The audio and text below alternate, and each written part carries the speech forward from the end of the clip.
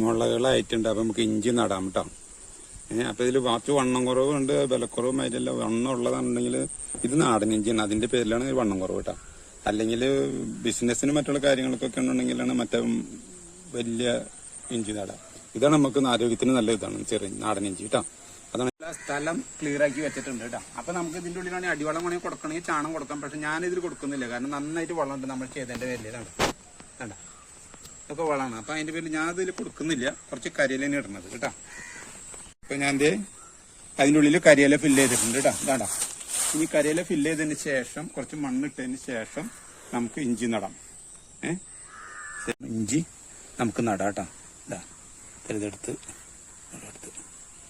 ഇതേമാതിരി നട്ട് നമ്മള് ഇഞ്ചി നട്ടതിന് ശേഷം എല്ലാം കഴിഞ്ഞതിന് ശേഷം ചെറുതായിട്ടൊരു തൂപ്പിടാം. തൂപ്പിടുന്നത് വെച്ച് കഴിഞ്ഞിട്ടുണ്ടെങ്കിൽ നമ്മൾ പൊടിക്കാത്ത വേര് വരാത്ത തൂപ്പായിരിക്കും നമ്മൾ ഇടുന്നത്. ഇതിൽ അലിഞ്ഞു പോകുന്ന കണ്ടീഷനിലുള്ള തൂപ്പായിരിക്കും ഇടുന്നത് കേട്ടോ.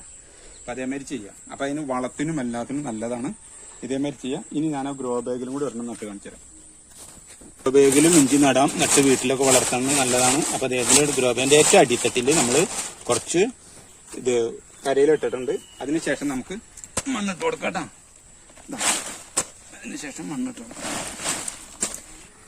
അപ്പൊ ഇത് ഗ്രോ ബാഗിൽ നടന്ന അപ്പൊ സ്ഥലം ഇല്ലാത്ത ആൾക്കാരാണെന്നുണ്ടെങ്കിൽ, സ്ഥലം എല്ലാവർക്കും ഉള്ളുണ്ടായിരുന്നു വരില്ലല്ലോ. അപ്പൊ സ്ഥലം ഇല്ലെങ്കിലും നമുക്ക് ഈ ഗ്രോ ബാഗും ചാക്കായിട്ട്, ഞാൻ ചാക്കിലാണ് നടന്നത്, ഗ്രോ ബാഗിൽ ഉണ്ട്, ഒരു ഗ്രോ ബാഗിലാണ്.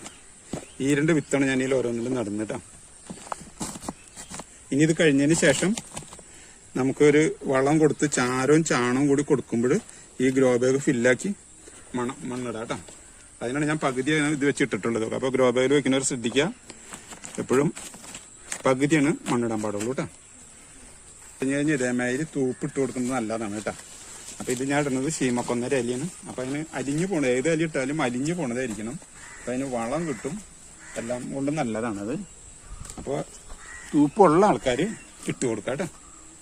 അപ്പൊ